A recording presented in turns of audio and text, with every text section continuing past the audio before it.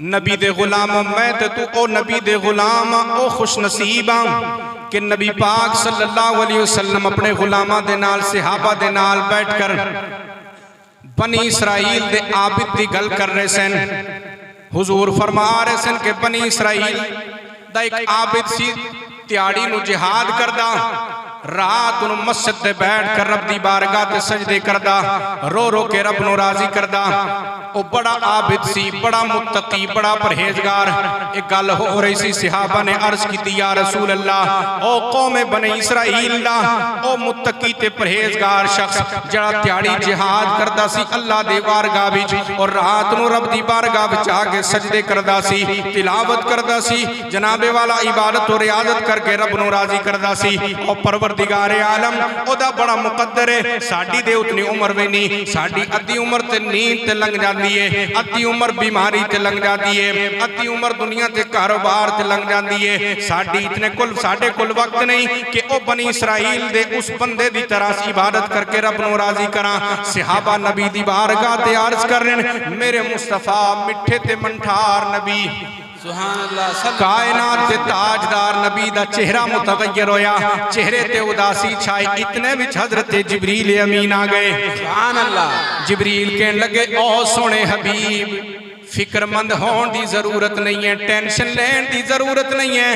अल्लाह फरमांदा है, ओ मेरे हबीब, ओ मेरे सोने नबी, मैं तेरे गुलामां नू एक ऐसी मुबारक रात अता फरमा देवांगा।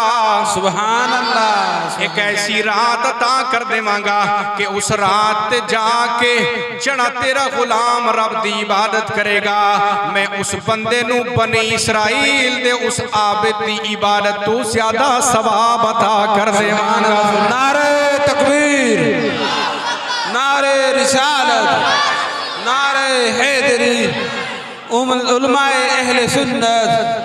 नबी पाक सल्लल्लाहु अलैहि वसल्लम ने रब की बारगाह में अर्ज की, ओ परवरदिगार आलम, वो पहले नबियों की उम्मत है, किसी की उम्र 500 साल है, किसी की 700 साल है, किसी की 1000 साल है। मेरे परवरदिगार उनकी जितनी लंबी उम्र है, उन्होंने अपनी जिंदगी में इतनी लंबी चौड़ी इबादत और रियाजत की होगी, उतना ही तुझे ज्यादा राजी किया होगा।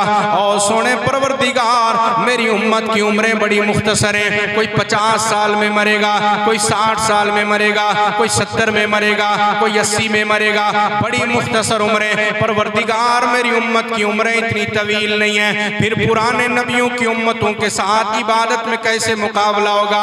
रब इरशाद फरमाता है, ओ मेरे सोने हबीब, तुझे फिक्रमंद होने की जरूरत नहीं है, टेंशन लेने की जरूरत नहीं है। जा, मैंने तेरे सदके तेरे गुनहगार उम्मत को एक ऐसी रात अता फरमा दी, ऐसी रात अता फरमा दी, ऐसी मुबारक रात अता फरमा दी। रात को जाग कर तेरा गुलाम मस्जिद में बैठकर इबादत करना तेरे उम्मती का काम है, और 1000 महीनों से ज्यादा सवाब अता करना ये परवरदिगार का काम है। सुभान अल्लाह, सुभान अल्लाह। एक रात से जाके इबादत करना हुजूर दे गुलाम दा काम है, बेशक। और रब फरमांदा, मैं एक रात दा बदला नहीं दियांगा, फिर मैं उन्होंने 1000 रातों तो ज्यादा सवाब अता कर दूंगा। सुभान अल्लाह। रात इतनी अजमत वाली है, इतनी मुबारक रात है कि अल्लाह पाक ने कलाम इलाही नु कुरान नु पहले लोहे महफूज दी तख्ती ते सजा के रखिया। इसराई परवरदिगार आलम ने अल मुख्तसर शब कदर अली जड़ी रात है, 23 साल मुसलसल के बाद दिगरे थोड़ा थोड़ा जितना जरूरत पैंदा रहा दुनिया ते अल्लाह दे हबीब पर रब तबारक व तआला अपने पाक कुरान नु नाजिल करदा रहा। अब ए जड़ी लैलतुल कदर दी पाक रात आई है, इस रात नु रब ने अपना सोना अता किता कलाम पूरा मुकम्मल सानू अता फरमाया। सुभान अल्लाह, सुभान। ते अर्ज करा रब दी बारगाह ते, ओ परवरदिगार आलम, ये तो बता दे, इतनी मुबारक, इतनी मुकद्दस, इतनी मुतहर, इतनी मुजल्ला, इतनी मुसफ़ा किताब तूने हमें अता की, इसका अता करने का मकसद क्या है? रब फरमाता है, हुदल लिन्नास, कुरान दुनिया में इसलिए भेजा कि ये लोगों की हिदायत करेगा। अब ये ऐसी मुबारक किताब है कि इसको हर जमाने में लोगों ने मिटाने की कोशिश भी की है। अभी कुछ टाइम पहले सोशल मीडिया के जरिए आपने एक बदबख्त को सुना होगा जिसका नाम पलीत वसीम रजवी था। सोशल मीडिया से ताल्लुक रखने वाले लोग जानते होंगे, जो नहीं रखते उनको नहीं पता। वो अपने आप को बड़ा कुछ कहता था, कुरान से 26 आयात निकलने का दावा किया। कहने लगा ये आयात जिहाद की हैं, ये आयात कुरान की नहीं है।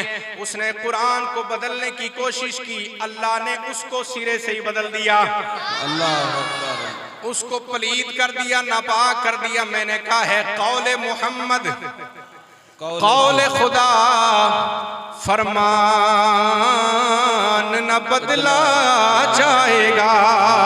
सुभान अल्लाह। ये कुरान को बदलने वाले, कुरान जैसी पाक किताब को तब्दील करने वाले, उनसे कहना चाहता हूँ है कौले मोहम्मद, कौले खुदा, फरमान न बदला जाएगा।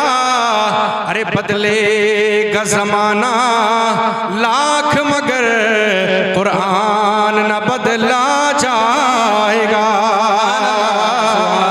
कुरान न बदला जाएगा।